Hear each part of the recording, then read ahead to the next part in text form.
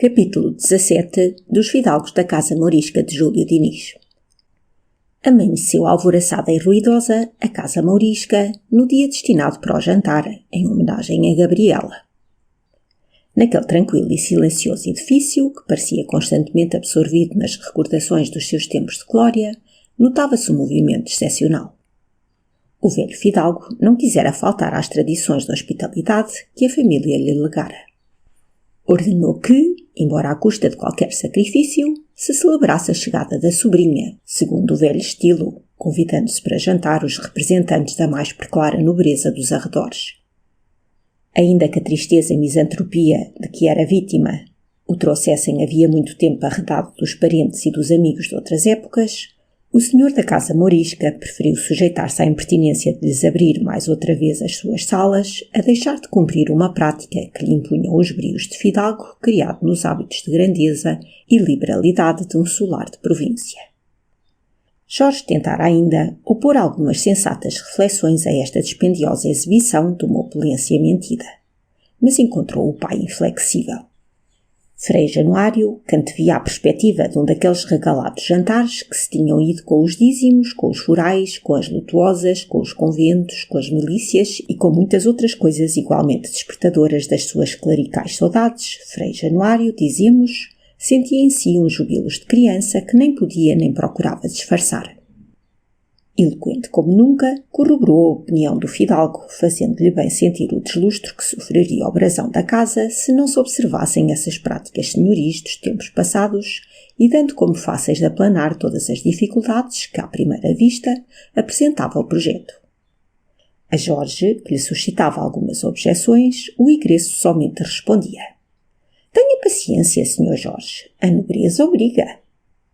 Obriga a ser nobre, que é ser leal, sincero, honrado, sem afetação, sem prodigalidade e sem sumptuosidades que se sustentem à custa alheia. À custa alheia! Enquanto esta casa tiver uma dívida, é à custa alheia que vive. Gere dinheiro dos outros e não lhe é airoso gastar em festas e banquetes o que precisa para reunir-se primeiro e para prosperar depois. Uma casa de fidalgos não é uma casa de comerciantes, que estes, que não têm um nome a respeitar, se não metam em cavalarias altas, entende-se, e é até muito para sentir ver por aí fazer o contrário, como se vê. Mas agora, quem tem brasão na porta e retratos nas paredes, quem tem brasão e retratos, e vive como nesta casa se tem vivido, arrisca-se muito a ter de vender um dia brasões e avós por preço módico ao comerciante que teima em meter-se em cavalarias altas e que tem a felicidade de não cair do cavalo abaixo. Adeus, ele aí vem com as suas. Eu já lhe disse, não percebo que ideias são essas com que o menino me anda há tempos. Ora, para o que lhe havia de dar, o filho mais velho de uma casa como esta, aparentado com as primeiras famílias do reino, com marqueses e duques da melhor linhagem, tudo nobreza antiga e da que não admite dúvida, a falar como qualquer desses bacharelitos que venham de Coimbra, maçons nos ossos e republicanos na alma. Uma coisa assim. Apesar da repugnância que sentia pela festa ordenada por o pai, Jorge julgou prudente superintender nos aprestos dela, para obstar a que fossem dirigidos pelos alvitres do padre procurador. Um destes alvitres fora o de pedir emprestada às próprias famílias convidadas diversas peças de baixela, de que estava desprevenida a copa da Casa Mourisca. Este ridículo expediente era pelo padre tido na conta de engenhosa tática, porque, explicava ele, cada família, conhecendo apenas a prata que lhe pertencia, havia de supor que toda a mais era da casa, que em tempo fora das mais bem providas nesta espécie. Por tal forma, não se tornaria notada a falta, e cada qual se daria até por lisonjeado em haver merecido do proprietário esta prova de confiança. Jorge não se deixou convencer. Apesar do persuasivo da lógica, e em despeito de veementes protestos do padre, exigiu que o serviço se fizesse somente com o pouco ou muito que houvesse em casa. O padre apelou para o fidalgo, que nisto, porém, decidiu a favor do filho. Os convidados para o jantar eram todos da mais genuína fidalguia da província. Por muitas daquelas veias andava glóbulo de sangue que já pertencera a Fuas Roupinho ou Egas Muniz e que por um mistério fisiológico que só se dá naquela esmerilhada casta, conseguira transmitir-se inteiro de veias para veias através de 20 gerações com o fim providencial de manter inabaláveis os brios da raça. Era um gosto seguir pelos séculos fora a linha pela qual algum dos presentes procediam muito direitamente de qualquer notável herói das origens da monarquia. Havia tal que tinha tirado a limpo o número de ordem que lhe competia naquela ilustre enfiada de morgados e que deixava evidente, por um autem genuit de nobiliário, ser o 20º ou 17º rebentão da sua perclaríssima cepa. Bem fora que ele se tivesse entregado a esses cálculos, por não ser provável que aparecesse, no suceder dos tempos, outro espírito de igual alcance que ousasse mergulhar em tão transcendentes e úteis computações. E assim ficaria a humanidade privada de uma noção valiosíssima. Embora estivessem um tanto enfesadas e pecas, quase todas aquelas vergônteas sempre derivavam de uma profunda cepa. E quem não havia de preferi-las a ramos embora cheios de viço, cujas raízes estivessem à flor da terra. Os dotes físicos tinham, é verdade, sofrido um pouco com os extremos e cuidados empregados para conservar a classe aristocrática daquele sangue, livre de toda a mistura que o derrancasse. Os dotes intelectuais, em geral, ressentiam-se do cordão sanitário de que os chefes daquelas famílias as haviam cingido, para precavê-las da infecção de ideias novas, propagadas pelos livros e jornais da atualidade. Mas lá estava o fermento da fidalguia, que era o essencial e que supria bem a saúde e a ilustração. Algumas famílias, que cedendo um pouco às exigências da época, não tinham trancado todos os portões dos seus solares a certas inovações. Eram por esse fato olhadas com desconfiança por os puros, que as acusavam de eivadas pela lepra do século. Enquanto se esperava pelo jantar, formavam os convidados na sala nobre da Casa Mourisca grupos variados e característicos. As senhoras de idade madura, tias e mães, sentadas em semicírculo em um dos ângulos da sala, narravam, pausadamente umas às outras, as ocorrências domésticas relativas ao intervalo de tempo em que se não tinham visto. Exaltavam os dotes pessoais do filho primogênito e as prendas da menina da casa. Finalmente, combinavam enlaces matrimoniais entre os seus filhos e sobrinhos, de maneira que o sangue dos descendentes saísse ainda mais rico em essência aristocrática, se é que era suscetível de maior apuro. Os chefes de família, passeando na sala ou formando grupos nos vãos das janelas, lidavam na sua tarefa de 20 anos, a de demonstrar que o que perdera a causa realista fora a traição e o suborno, e, arvorados em profetas, entoavam trenos sob a iminente dissolução social, perifraseando os artigos de fundo da nação e do direito. A abolição dos morgados e vínculos, definitivamente decretada poucos anos antes, fornecia forte alimento para aqueles jeremíades. Os dissipadores fidalgos, que tinham arriscado o futuro e bem-estar dos filhos, desbaratando-lhes a legítima com a sua imprevidência e prodigalidade, lançavam agora à conta da lei o que era a consequência lógica da sua má administração. As raparigas falavam umas com as outras de vestidos e de enfeites e dispunham de quando em quando de algum olhar mais terno para qualquer dos primos presentes, em cujo número se continham os namorados de cada uma ou de mais do que uma. Estas representantes das poéticas e vaporosas castelãs, que na meia-idade premiavam os campeões da liça, os guerreiros na volta dos combates e os menestréis e pajens que lhes interessavam conceituosos galanteios nos estrados das salas, tinham perdido muito da poesia do tipo primitivo. Vivendo em uma época em que não havia campeões, guerreiros nem trovadores para premiar, limitavam-se as meninas a aceitar a corte dos primos, também muito pouco parecidos com os seus cavaleirosos avós, e com a maior candura, que pode medrar na província, roubavam umas às outras os noivos e os namorados. Algumas havia ali, mais revolucionárias, que tinham conseguido introduzir o piano em casa e com ele as músicas da moda, obtendo uma ou outra vez dos pais a concessão de dar uma partida onde a nata da nobreza provinciana dançava aos lanceiros, como qualquer sociedade de artistas.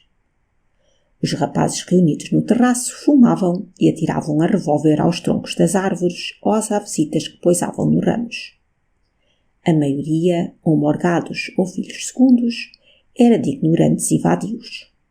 Se alguns haviam descido até ao ponto de irem a Coimbra fazerem à ciência a honra de a estudar, poucos desses mostravam as habilitações adquiridas, exercendo qualquer mistério social.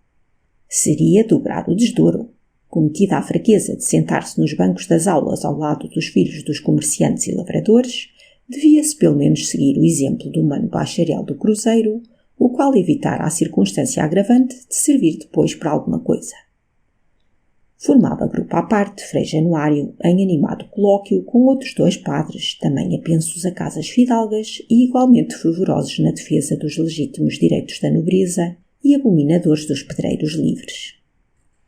Maurício, na companhia dos rapazes no terraço, entre os quais taxavam os 2 primos do cruzeiro, tomava parte nas suas diversões, mas sem perder certo ar de melancolia que lhe ficara das cenas da véspera.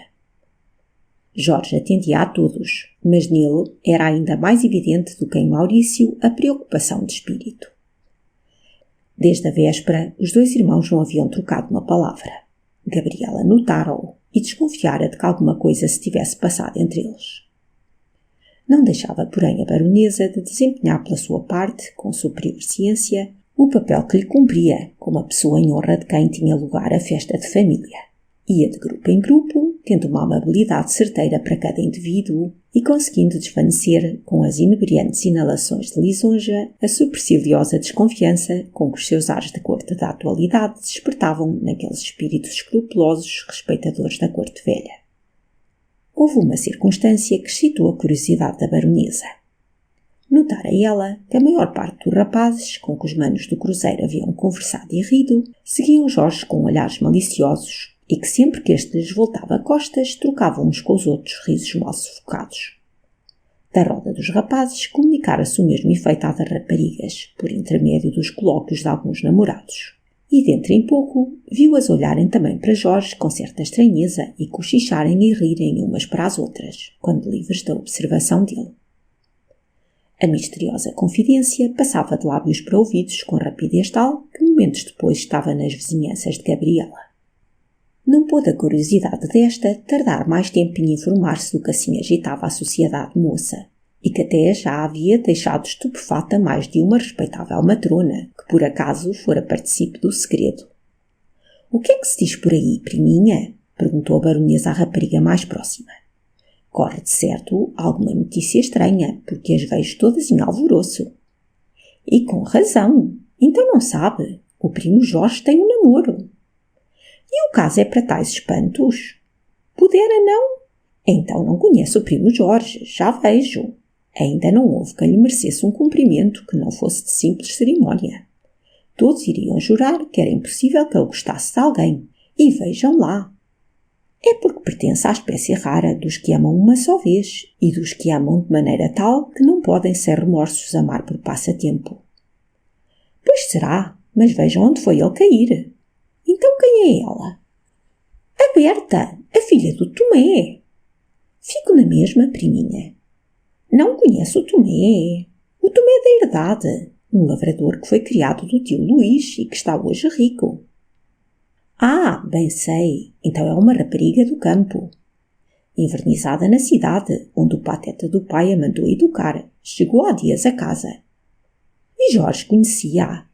Em criança, sim, depois julgo que não se viram senão agora. E quem descobriu essa paixão?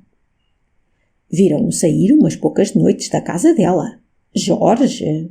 É verdade, os primos do cruzeiro viram-no, e parece até que o primo Maurício. Ah, Maurício! Sim, e o mais bonito é que esse também, pelos modos, tinha suas pretensões. Por passatempo, já se sabe, olha o outro. A esse então tudo lhe serve, de maneira que hoje estão que nem palavra dizem um ao outro. Isso já eu notei, mas custa-me a crer que Jorge... E a todos, pois aquele sonsinha... Não é isso que eu dizia. O que eu acredito é que, sendo o que me diz verdade, Jorge ama de veras essa rapariga, e ele não tem caráter para abusar de alguém. Deus sabe o que de tudo isso pode resultar. Quer dizer a prima que é capaz de se casar com ela? Sim, estou convencido que se ela ama, formou já essa tensão e há de cumpri-la. Tinha de ver a prima Berta da Póvoa. Eu lhe digo, para a menina talvez tivesse que ver. Para mim, que já estou acostumada a esses espetáculos, seria a coisa mais natural do mundo. Assim, informada do que se passava na sala, Gabriela observou com mais atenção Maurício e Jorge, e estudou na fisionomia de ambos os vestígios daquele mistério. Era manifesta a frieza que os separava naquela manhã. Evitavam-se tanto quanto podiam. As frontes de um e do outro estavam contraídas e os sorrisos gelavam-se-lhes nos lábios sempre que queriam forçá-los a aparecerem. Será verdade que Jorge ama essa rapariga? Nesse caso deve ser uma paixão bem séria a dele, pensava Gabriela. Neste tempo, a porta da sala abriu-se e D. Luís apareceu aos seus hóspedes vestido com aquele esmero e gravidade que sabia guardar em todos os atos da vida. O fidalgo não tivera pressa em apresentar-se na sala. Fizera-se substituir por Jorge na solenidade da recepção e na da apresentação de Gabriela a todos os primos que ainda não a conhecessem. Frei Januário explicara a ausência do fidalgo, atribuindo a incômodos habituais que somente mais tarde lhe permitiriam sair dos aposentos. A verdade, porém, era que D. Luís desejava encurtar, quanto lhe fosse possível, o tempo em que tinha de conviver com os seus parentes naquele dia dedicado aos deveres de hospitalidade. Produziu alvoroço na sala a entrada de D. Luís. Todos correram a cumprimentá-lo com aquela deferência que a índole séria e melancólica do fidalgo e a evidente superioridade da sua inteligência e educação a todos impunha. «Como vais tu, D. Luís?» disse, apertando-lhe a mão um ex-coronel de milícias que havia acabado, pouco tempo antes, de ameaçar com a espada que tinha em casa na gaveta todas as constituições do mundo. «Graças a Deus que deste sinal de vida, homem!» O primo D. Luís devia procurar mais distrações, acudiu a 20ª descendente de um dos guerreiros de Ourique. Ainda bem que a priminha Gabriela o veio tirar do seu letargo, acrescentou outra, ramo infrutífero da árvore igualmente ilustre. O título de baronesa raros o concediam a Gabriela, porque era de origem suspeita para aqueles peixosos aristocratas. D. Luís respondeu com um forçado sorriso aos cumprimentos, dizendo: «Devem procurar-se as distrações quando o espírito não se dá bem com as ideias tristes, mas isso não sucede comigo. Já não posso viver sem esta escura companhia dos meus pensamentos. O esforço para fugir-lhes mais me aflige. Ora essa! Sentir-se um homem bem com a tristeza. Ora essa! Estranhou o ex-miliciano. São contradições aparentes, disse Gabriela para o tio. As saudades têm disso. Por isso lhe chamam gosto amargo e pungir delicioso. Quem é que lhe chama isso? Perguntou uma fidalga de óculos, um pouco sentimental e literata, que estava ao pé de Gabriela. Foi Almeida Garrett, respondeu esta sorrindo, como quem suspeitava que não ficaria satisfeita à curiosidade da interrogante. Efetivamente, a história literária de Portugal parara para ela em José de Agostinho de Macedo. Almeida Garrett, repetiu um dos mais intratáveis realistas presentes que ouvira a resposta. Eu conheci um desse nome, que era secretário ou coisa assim do Duque de Palmela, naqueles bons governos do Porto em 1834. Isso era um liberalengo dos 4 costados. Na linguagem pitoresca deste sujeito, a palavra liberalengo era a mais eloquente expressão com que Sua Excelência conseguia traduzir todo o desprezo que lhe mereciam as ideias e os homens de 1820 e 1832. E perdeu-o de vista depois? Inquiriu Gabriela com leve ironia. Sim, perdi. Eu conheci-o por acaso. Então não o conheceu orador no Parlamento, ministro, poeta, prosador e chefe de uma revolução literária? O fidalgo abriu os olhos, prolongou os lábios e sacudiu a cabeça dizendo: Olhe, prima, eu, a respeito de Parlamento, temos conversado. Não sei se me entende. De ministros também não quero saber, porque tenho receio que me digam que nos governa o filho do meu sapateiro. Agora, a respeito de poetas, se quer também que lhe diga, eu nunca tive queda para sonetos. Lá, chefe da Revolução, estou convencido que ele seria, porque para guerrilheiro estava talhado. A baronesa deu muita razão a este seu primo e foi para um grupo de raparigas que passaram a interrogá-la sobre a última moda no talho dos vestidos. Anunciou-se enfim o jantar. Houve geral rebuliço na sala e a companhia seguiu mais ou menos anarquicamente para o banquete. Frei Januário tinha meditado maduramente a ordem de colocação dos diversos convivas segundo as regras da etiqueta em que ele era mestre.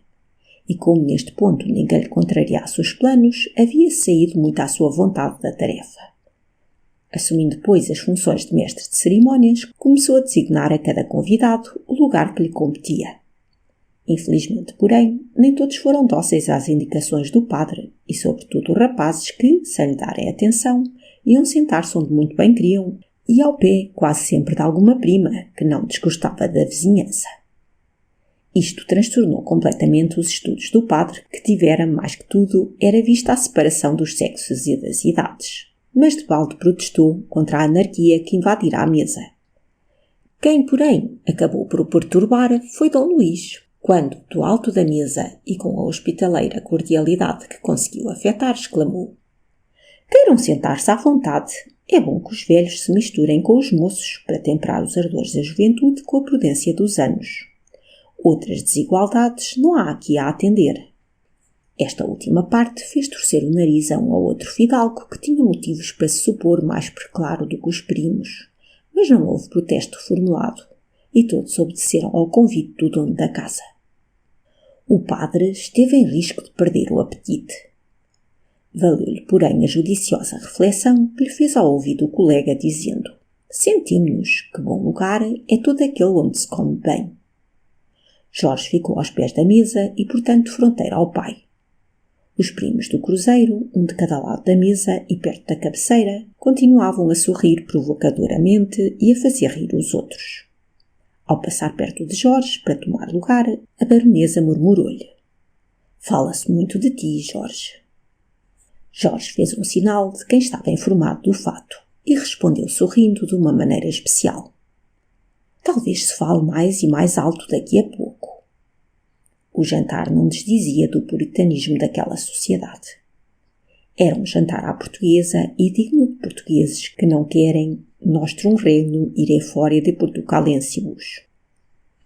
A casa morisca, bem explorada, ainda deu para ostentar um esplendor que, se nada era em comparação com os magníficos festins que em tempo passado já animaram, não envergonhavam o seu brasão perante os fidalgos presentes que, pela sua maior parte, o tinham tanto ou mais deteriorado. Os criados supriram com diligência ao número, de modo que o serviço correu regular. Enquanto se servia a sopa e não se havia encetado as libações, reinou na sala aquele silêncio momentâneo próprio da ocasião. Só se ouve o tocar das colheres nos pratos e o sorvo mais ruidoso de alguns convívios que não se constrangem.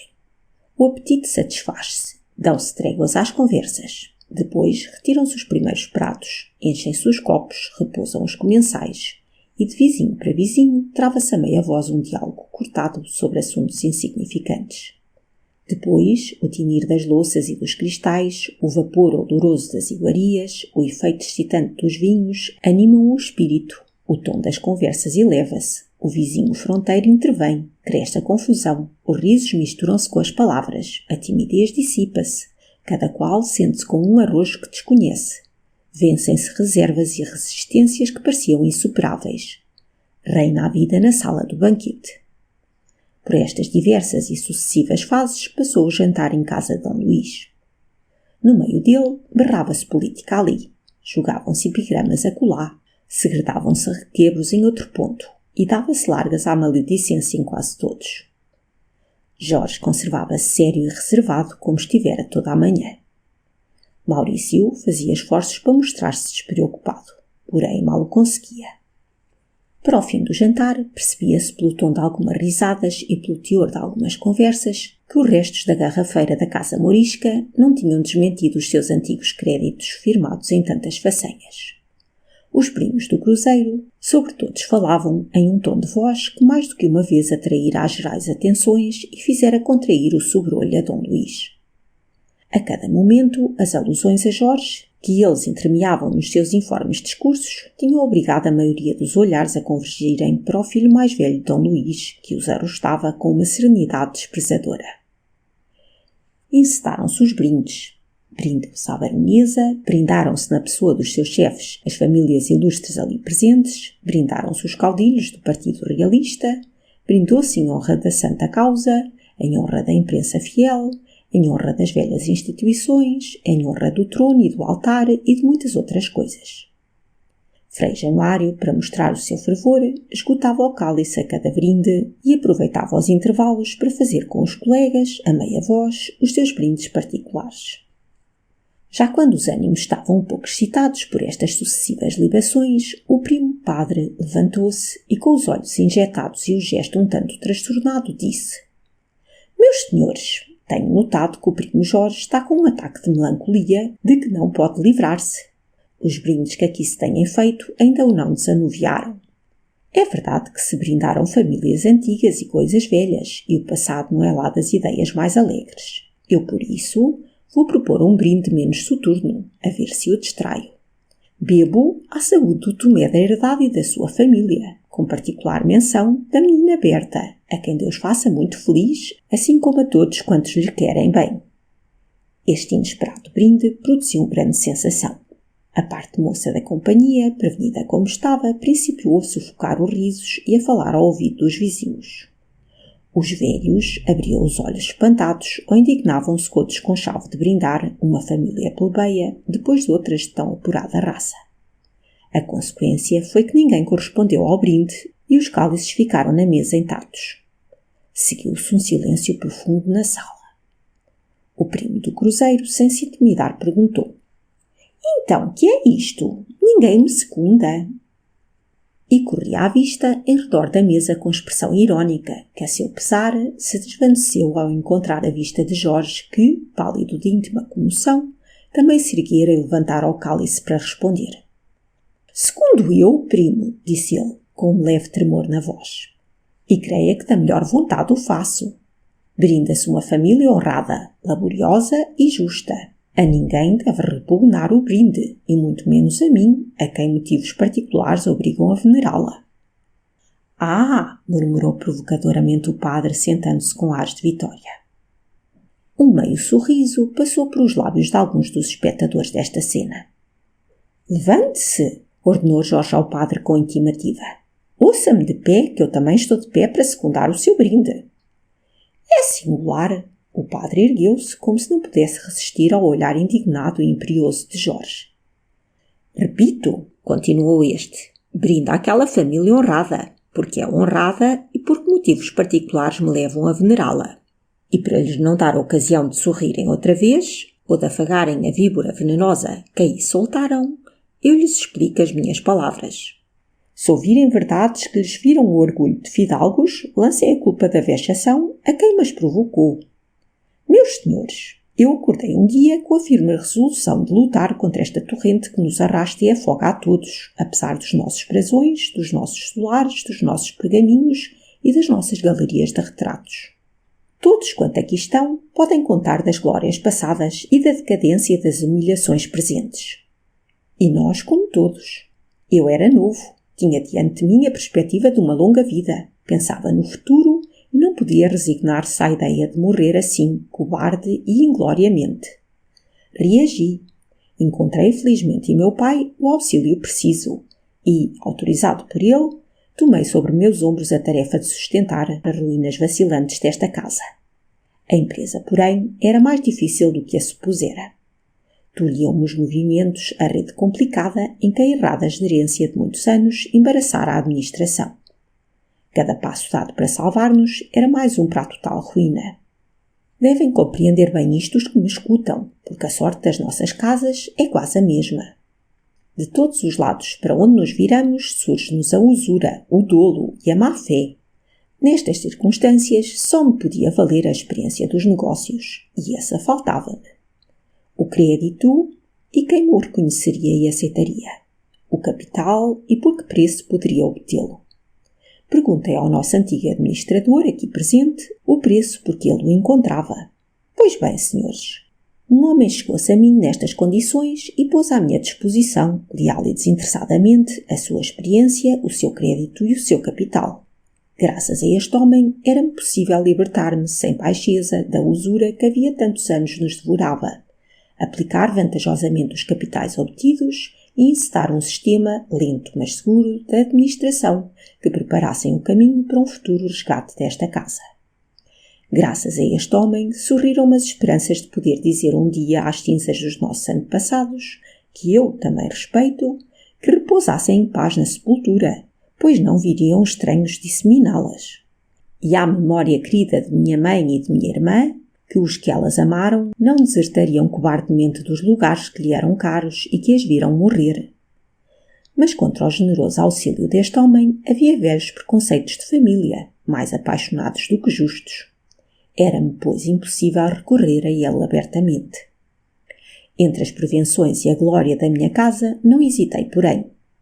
A consciência dizia-me que não devia hesitar. Resolvi acolher o oferecimento leal, mas tive de ocultar na sombra da noite atos que não se envergonhariam da mais clara luz do dia. Quando precisava do conselho experiente desse homem, procurava-o à noite e clandestinamente. Os difamadores, que correm nas trevas à procura de alimento para a calúnia, surpreenderam-me. Medindo as ações dos outros pela sua capacidade moral, supõe-lhes sempre um motivo infame. O homem de quem lhes falei tem uma filha. No que há de mais puro e mais sensível nas famílias, é aí que a calúnia gosta de ferir. Essa pobre menina foi, pois, a vítima escolhida. Agora, se querem saber o nome do homem honrado a quem devo experiência, crédito e capital, dir-lhes-ei que se chama Tomé da Póvoa. A filha é Berta, a afilhada de meu pai. Os caluniadores são esses que propõem o brinde, lançando no cálice a peçonha da sua natureza de víbora. Mas brinde que ele de novo secundo, sem receio nem hesitação. E eu! Exclamou a baronesa, imitando. Mas por mais ninguém foi seguida, porque uma nova ocorrência veio absorver as atenções. Dom Luís, que revelara a mais profunda estranheza desde o princípio da cena, provocada pelo fidalgo do cruzeiro, crescera em agitação à medida que as palavras de Jorge iam tendo para ele um sentido mais claro. As últimas fizeram-lhe passar o rosto por uma série de mudanças, cada uma delas denunciadora de uma paixão violenta. Ao nome de Tomé da Póvoa, à ingênua e leal declaração de Jorge, os olhos do irritado fidalgo faiscaram e um rubor fugaz e intenso correu-lhe nas faces, sucedendo-lhe uma palidez profunda. Quando o filho terminou de falar, foi ele quem, por sua vez, se ergueu na cabeceira da mesa. A comoção que o dominava não lhe permitiu desde logo o uso da palavra. Todos os olhares se desviaram para aquele velho, pálido, vestido de negro, severo e mudo, que, com as mãos apoiadas sobre a mesa e o olhar fulgurante, seguia com a vista todos os espectadores desta cena. Afinal, com a voz trêmula e meio abafada, mas que a pouco e pouco se foi animando, o velho fidalgo começou, dizendo: Meus senhores, quando há dias os convidei para virem a esta casa solenizar a honra que eu recebia da hospedagem da minha sobrinha, estava persuadido de que esta casa ainda era minha. Não sabia que, abusando da confiança que eu depositara nele, um filho meu, o mais velho, o primeiro representante no futuro do nome e das glórias da sua família, havia empenhado a um dos criados dela o solar em que nascera. Soube-o agora.